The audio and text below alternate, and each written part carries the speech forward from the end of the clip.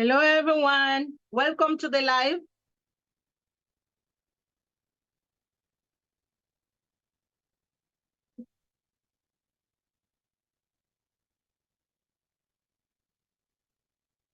Welcome to the live. Welcome to the live. Okay. Take a chair, grab your cup of tea and your cup of coffee. Okay.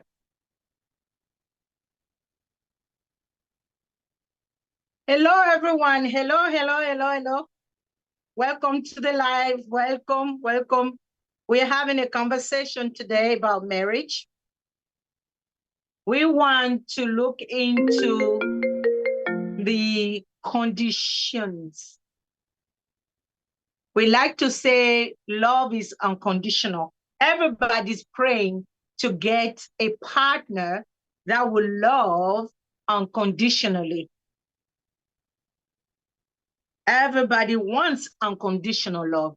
But you know what I think is that unconditional love is not really, it's not honest. And I don't even think it really exists.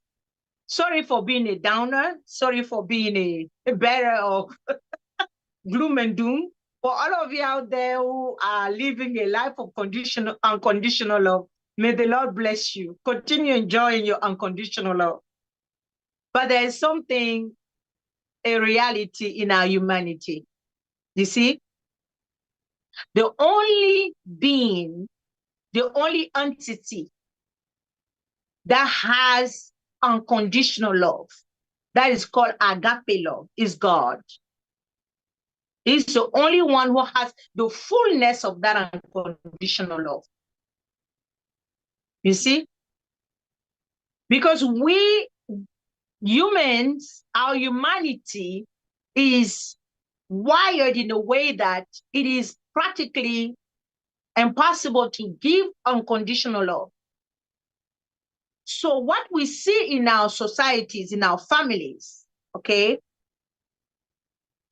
it's a demonstration of choices, demonstration of commitment, demonstration of forgiveness, demonstration of patience.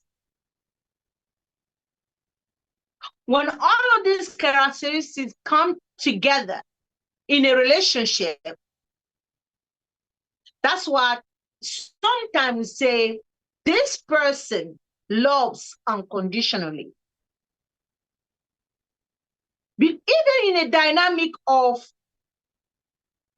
one relationship that can truly be equated to unconditional love is a relationship of a parent and a child. You see? But even in that dynamic, there are conditions. There are conditions. There's truly not a human setup that can really give a 100%, grade that these two human beings love themselves unconditionally.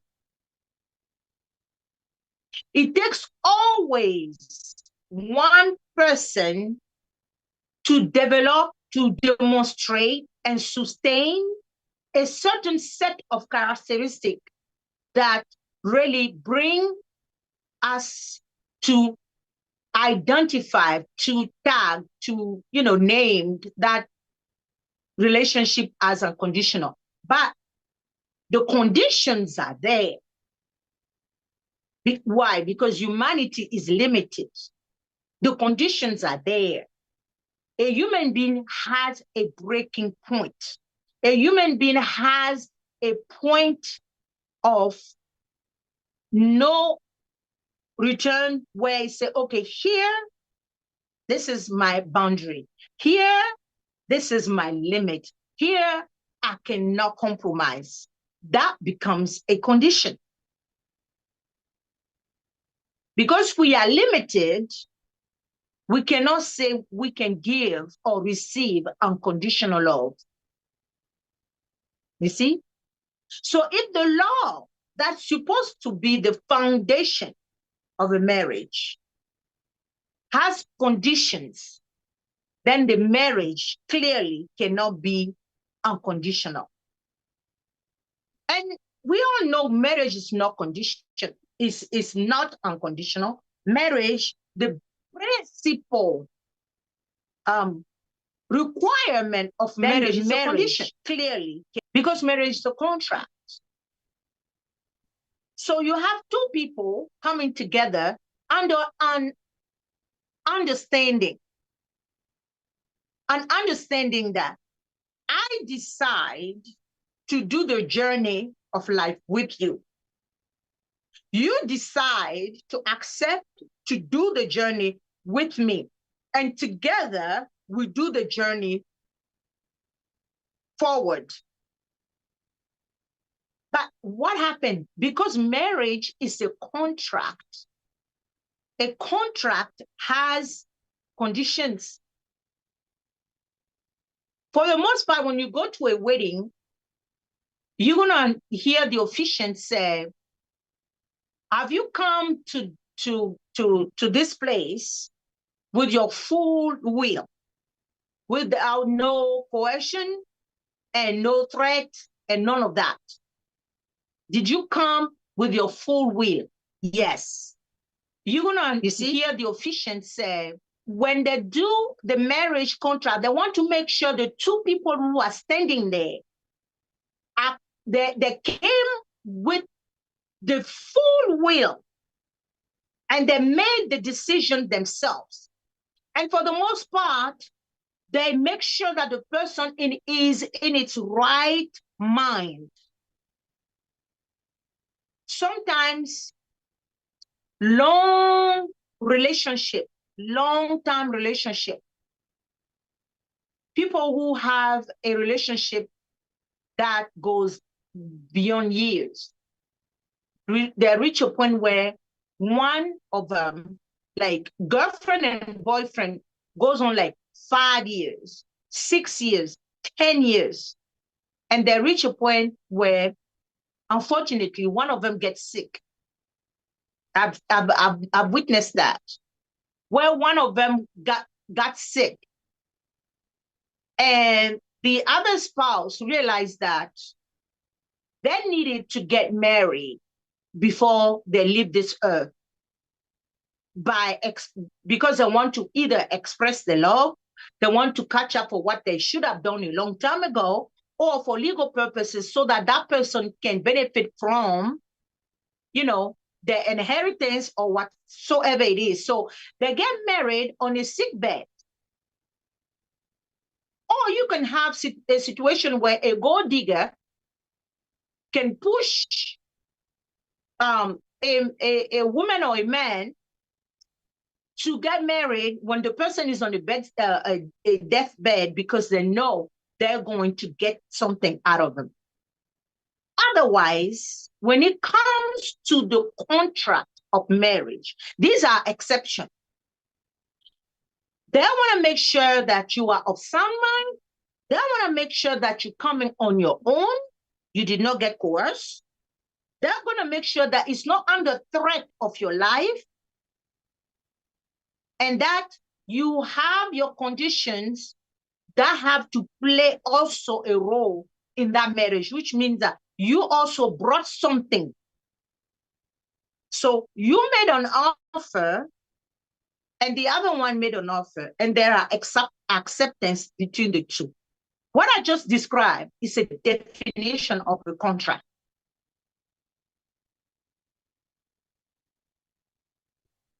So you made an offer. It's a definition of a contract. In a contract, you have parties. You have to have two parties. One offer, the other one accepts. Will you marry me? Yes, that's an offer. You see, an acceptance. Then you have to have the what they call the legal parties. Okay, legal parties are people that are adults, okay? They are of age. They are coming sound-minded. They are coming of their own will. You see? And they are not under the influence of drug or anything like that. That's a contract. You see? So we have established that marriage is a contract. Because marriage, a contract, is conditional. This is the reason why you should not stay in marriage and die without your conditions being met. Because the very essence of marriage is a contract. It was made as such as a contract since the beginning of time. It's not man-made. It's God-made. God made it a contract. You see? So men now came in and put in vows. Vows are expression of contract. I vow to this, I vow to that. These are offer and acceptance.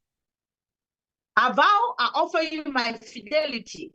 I vow to be faithful. I vow to love you. I vow to do this, to do that.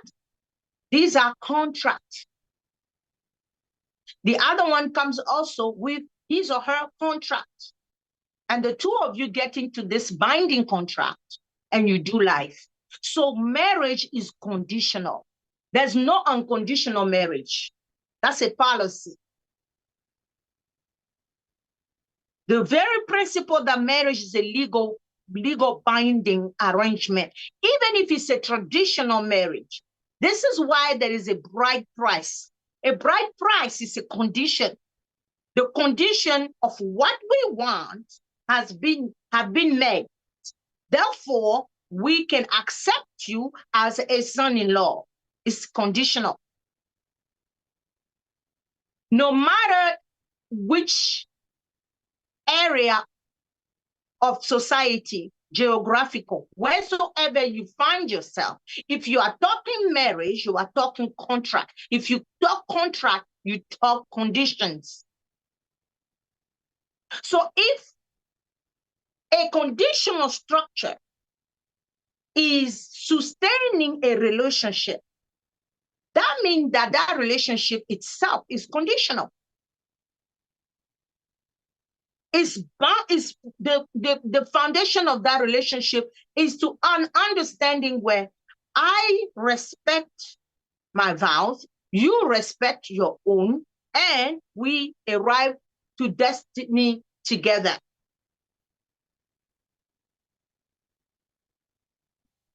Imagine that we are in a condition and I'm not respecting my condition. You see, I go around, do what I want, okay? But it's not pleasing to my spouse. The condition of that spouse is not met. My spouse goes around, does all kinds of things that are not pleasing to me, that are breaking every promises. The conditions are broken. The contract is threatened. You see?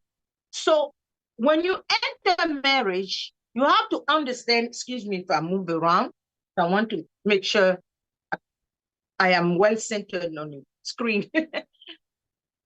When you enter the marriage contract, you have to understand that you enter into a binding arrangement. So what is in this marriage that you're supposed to be doing? Am I holding my end of bargain? Am I honestly doing what I promised to do, doing what I'm supposed to do? If I live with the understanding, awareness, and remembrance of the contract, there is a behavior that is different. You see, when you talk like that, people think that, oh, you are not being a Christian. You want people to live in a marriage, being calculating, being, that sounds like materialistic. No, emotions way higher than finances or material issues when it comes to the marriage contract. The marriage contract is 75% emotional, non-tangible, 75% non-tangible, and 25% tangible. Even in this physical interaction of, intimacy, physical intimacy, it is spiritual, it's emotional. 75% before it is physical. The actual physical act is 25%. Because if that emotional aspect of the intimacy is not fixed, there will not be healthy intimacy. You can't have intimacy for a mechanical, so that, that's a, how can I say that? That's a cheapened way, or that's cheapening, okay, a very important part of your marriage. So marriage is 75% contract, spiritual contract. That's the reason why it is important to have that awareness at all times. What is my emotional welfare, well-being, health? How am I feeling? My mental stability, my mental health. Okay? Am I in an environment of honesty, support, truth, transparency? Or am I in an environment of coldness, no communication, lying, hiding things? See, when you're dealing with these, you are dealing with 75% of your marriage contract.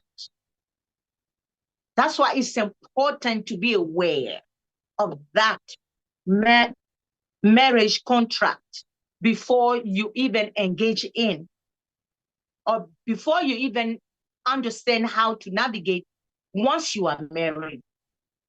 Because once you are married, you think, okay, I'm married, that's it. Okay, I'll go left, I'll go right. I can do all kinds of things. I can bring my old person into it because I've got it, I was hiding it. Now that I'm in the marriage, all hell breaks loose. It's who you got. You got who you got. I'm not changing. I don't care. That's who I am. You take it or you leave it. You see, that part is 75% of the contract. So when this part is broken, the contract is at risk to be canceled, to be completely broken.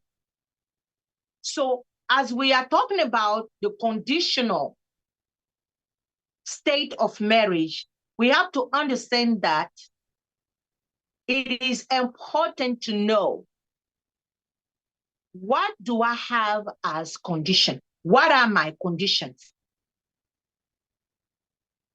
What are my conditions as I get into this marriage? What are my conditions?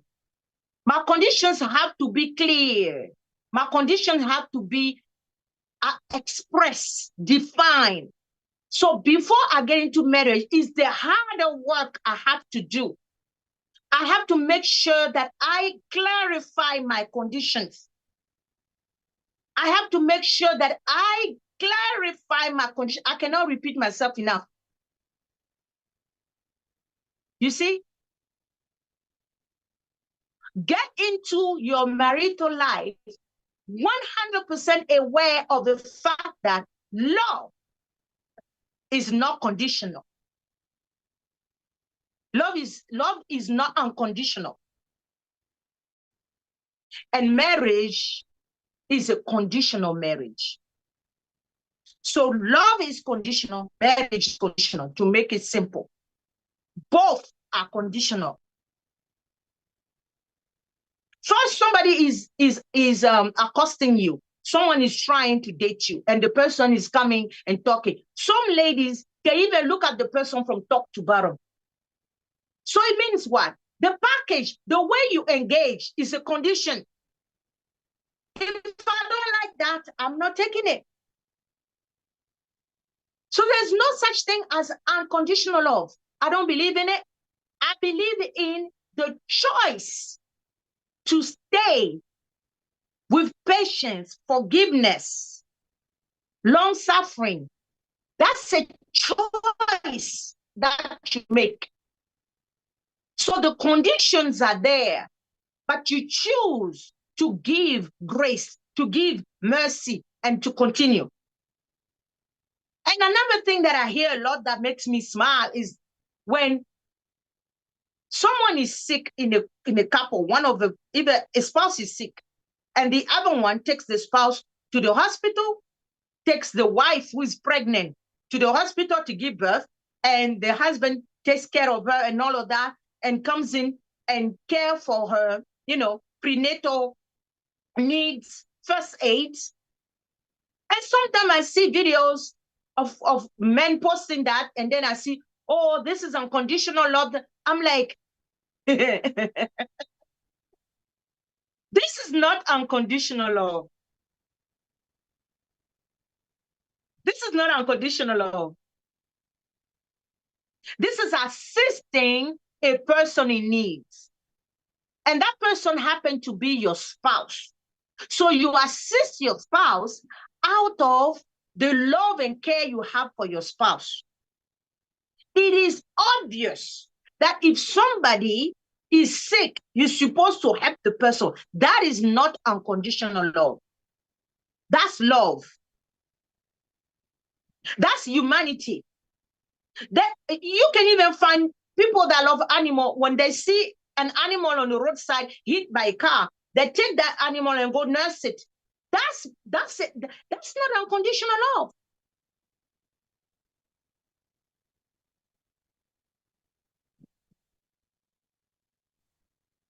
Yes. So love is not unconditional. Love is conditional. That's what I'm explaining.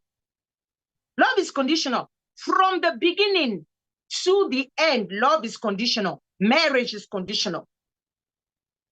Because in order for you to consider someone, you have to give an attention to that person. And for the person to catch your attention, the person has to sell something to you. If the condition of the sell is not good for you, you're not going to listen to the person.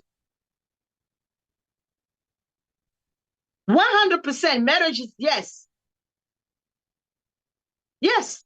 You have to understand that even to select a spouse, to select a friend, it is conditional. If you don't like a person that talks too much, that's your condition. If you find someone that talks too much, you're not going to love the person. You see? Only Christ loves unconditionally. Correct. I agree with you. Olitomiwa, I agree with you. You see? Only God has agape love. Only God has agape love. We are limited in our humanity. Therefore, we cannot love unconditionally. We choose to bear the burden of the other person by extending grace and extending mercy. That's not unconditional love. That's why you have to pay attention to your condition. A lot of young people, a lot of us, we were young, entering marriages, we did not know what our own conditions were.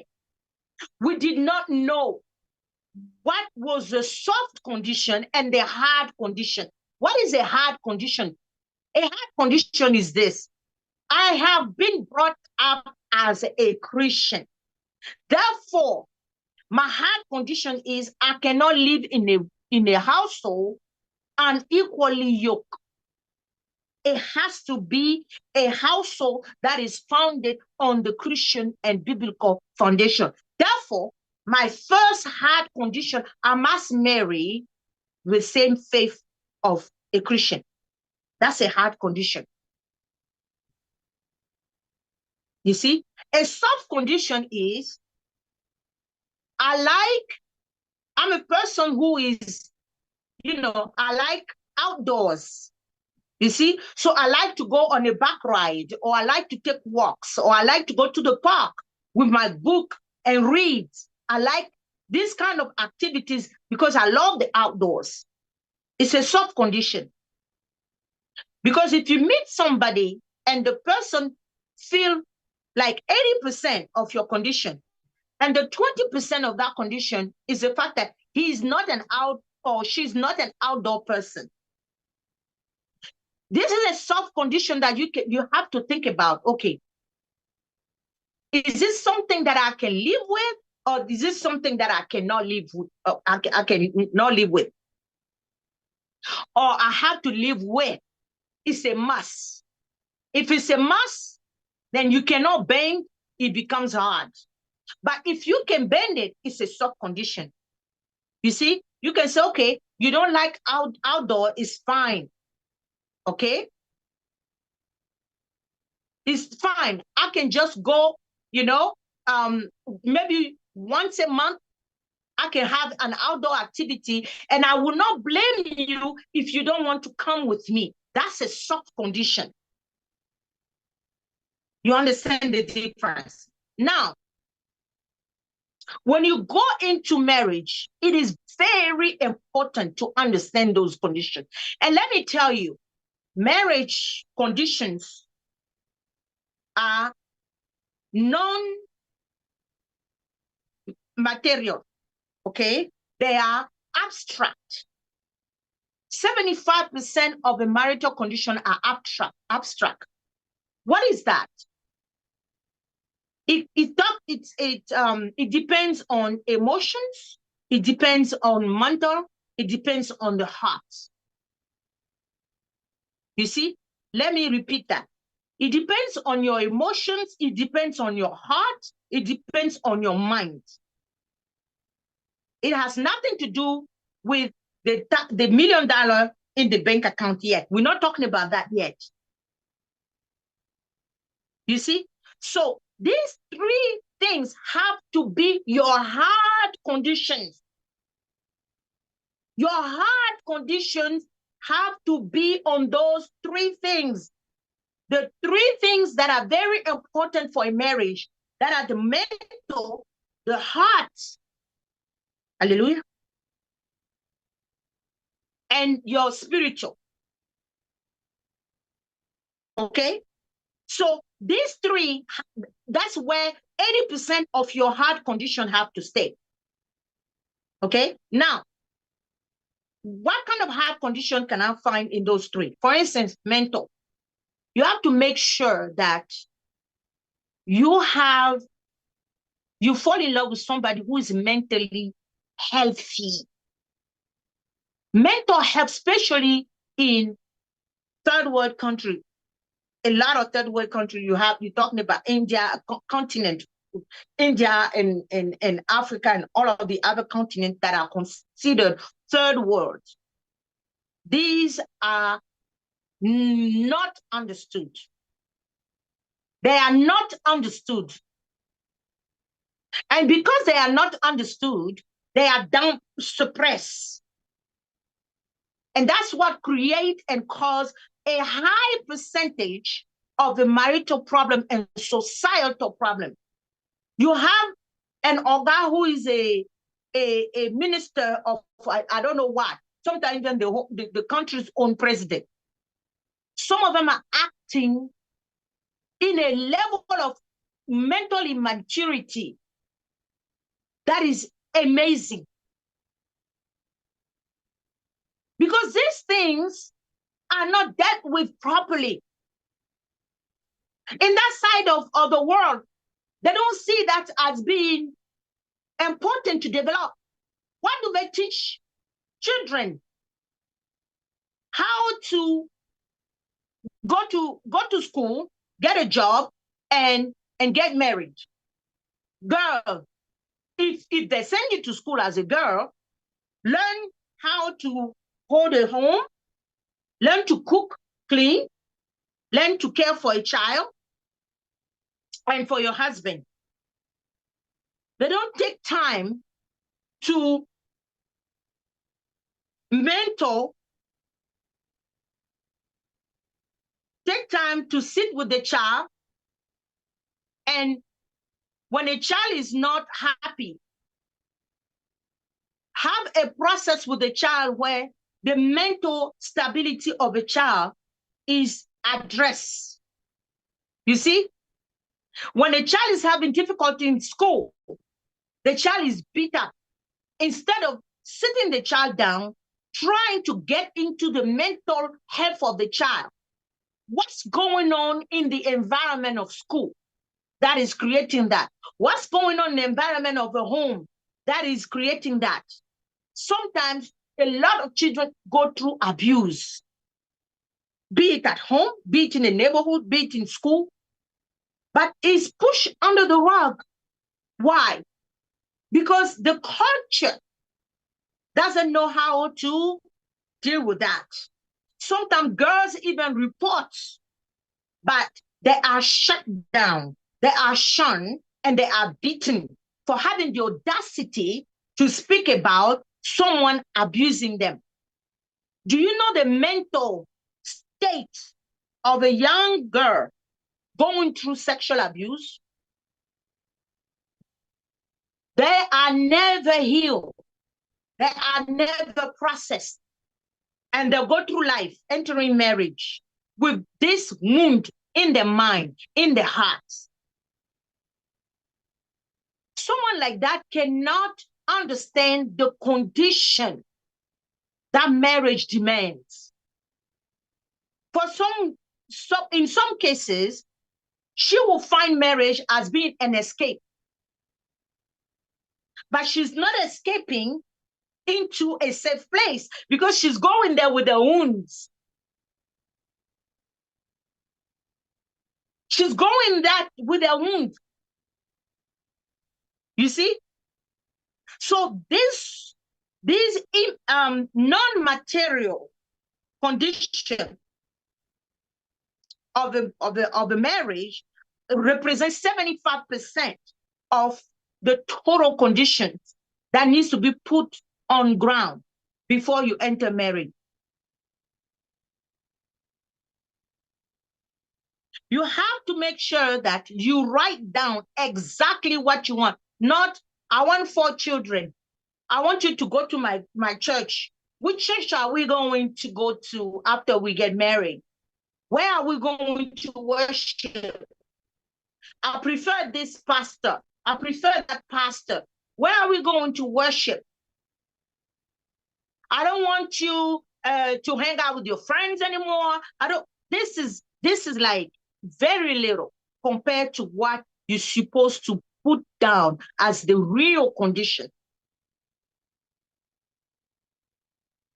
One of the hard conditions that you can put down is, I cannot marry a liar. I cannot marry a liar. And that anyone will try to make, you believe that they don't lie. You see? But if you understand that you need to pay attention to these kind of conditions, when you are courting or when you are dating, you pay attention to see how is this person interacting with others. He is with you. Someone calls him and he's telling the person that he is at work. That's a red flag. That's a lie. Is lying a hard condition for you? Because guess what? Anything you see before the marriage will amplify in the marriage. Do you want a lying spouse to raise your children? That's a condition that is a hard one.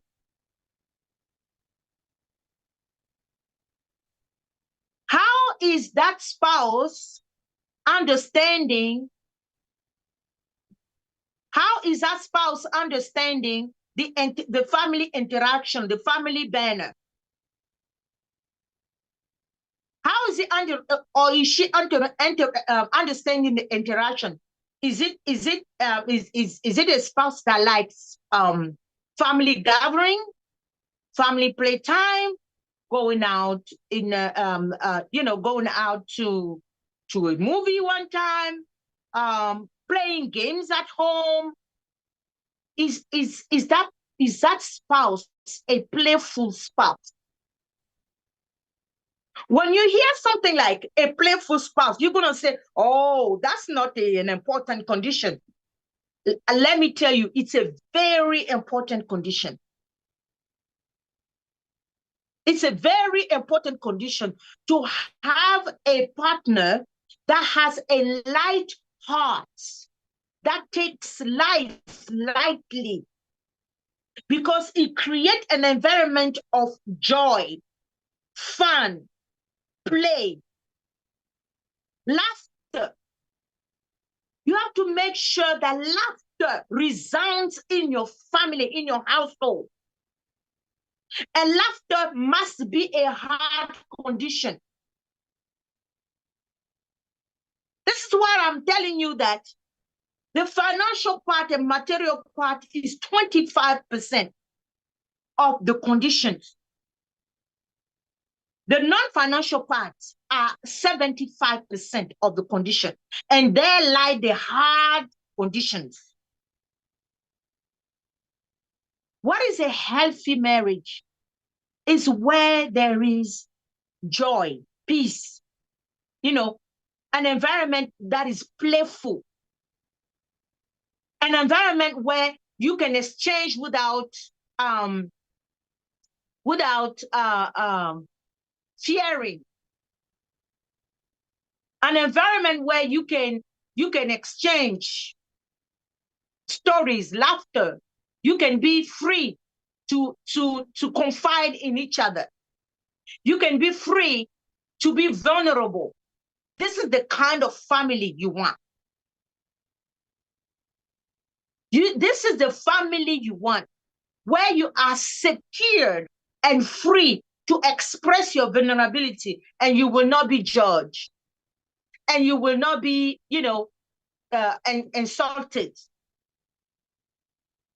This is the kind of conditions you have to be hard on. Money you can make. I know finance is important, because I counsel young men, never trying to think you're going to get married if you don't have a means, if you don't have a roof. No. Marry and then going to your parents' house has to be that you are in the process of buying the house, or the house you are building needs a couple of repairs, and maybe you got delayed in the scheduling, and the wedding date arrived and it's not quite finished yet. These are the conditions. These are the things that will allow you to go to your father's house with your wife temporarily. But you don't marry and carry your wife into your father's house. You are not ready. But these are smaller conditions. They are even soft conditions. The hard condition is to marry a honest person. That's a hard condition. And to all of you that are entering marriage, there are thousands, if not millions, of people talking about marriage. Me, I like to keep it practical. I like to keep it, comprehensive. You see, marriage is a contract. Deal with it as a contract. Forget about all of these. No, it's a contract. So make sure your conditions are known, are expressed, and unwavering.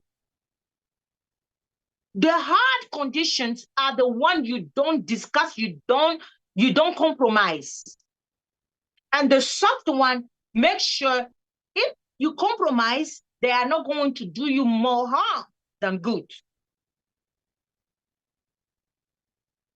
So I wanted to talk about marriage being a contract today.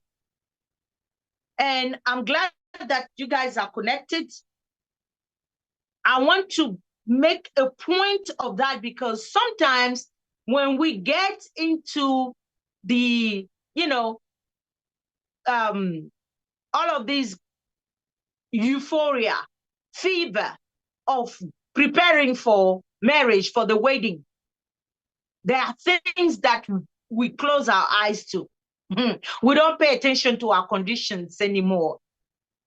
Because, oh, let's get married, and then once we get in there, we're going to deal with it. No, no, no, no, no. Make sure your conditions are hard. You know them, okay? You know the hard one that do not get compromised. You know the soft one, and you are constantly aware of watching for them. Because during the wedding, there are other characters of each other that come forth. You see, when you're preparing the wedding, okay, there are characters that come forth. The way the spouse can treat, the service, the vendors of the wedding, the way a bride can yell at the little flower girl instead of being compassionate. All of these are signs that you have to watch for. I see sometimes bride running off of the wedding or groom running off of the wedding. I say it's better to run off than to end up in a bad marriage. There are a couple of videos that the groom, I think they were Asian. There is a game that they do, they pull on something, and then one wins, one is supposed to win.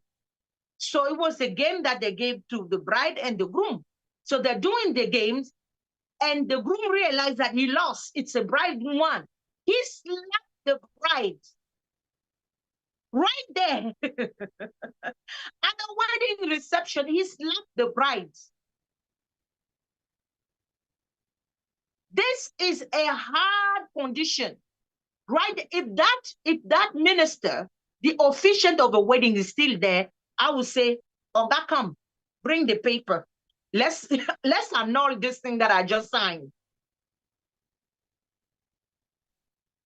These are hard conditions. Violence is a hard condition. And it's not just physical. Mental violence is even worse than the physical one. Being put down, insulted, belittled. A total lack of compassion, don't accommodate that. You are not in prison. You are not in a concentration camp. You are in a marriage. Marriage is supposed to be Eden. Remember, it's in Eden that the first marriage was instituted. It's supposed to be Eden. Marriage is supposed to be a place of blossoming, goodness. You see? So if your contract is conditionally well designed, you should have a blissful marriage. Why? Because your hard conditions have been fulfilled by the spouse. And the two of you find yourself compatible. How do you find yourself compatible? According to your hard conditions. First, the soft ones don't weigh too much, but the hard one, a honest provider,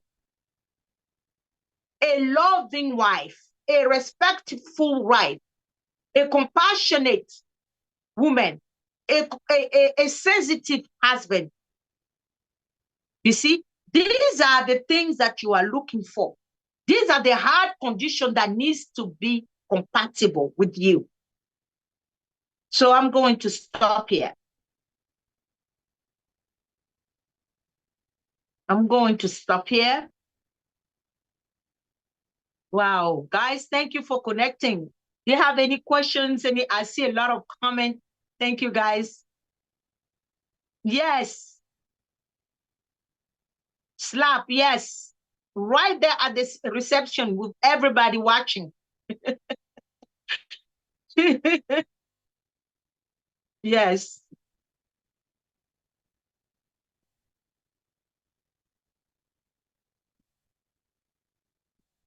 Yes, marrying a lie is a no-no.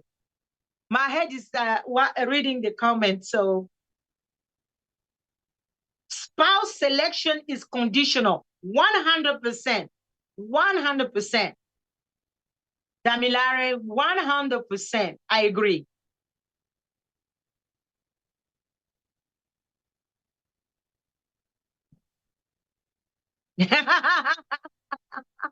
Jean Century, you are funny. Can I be blind to this condition and see it as unconditional?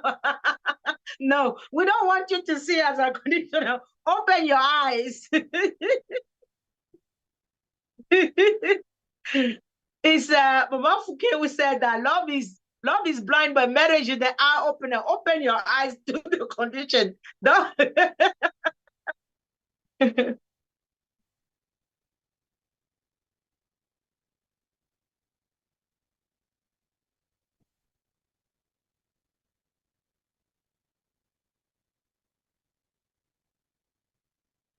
Yeah, the conditions are usually spelled out. They have to be written, they have to be discussed. You have to discuss the hard conditions, have to be discussed. You cannot hide it, you cannot keep it to yourself because they are hard conditions.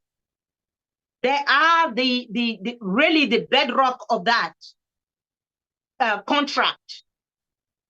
They are hard conditions. You cannot hide them. You can't keep it to yourself.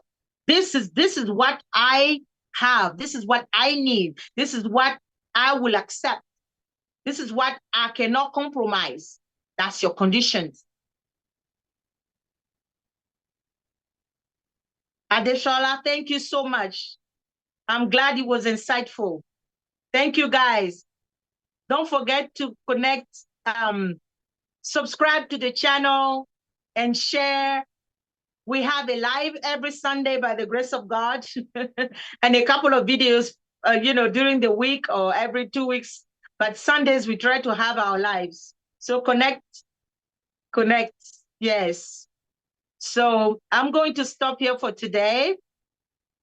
Anyone in Zoom that has a question or comment? Do we have anybody in Zoom? MummySeka, how are you? Okay, thank you for connecting. Do you have a comment? Sorry about my hand is going all over the place because I'm checking on a couple of things.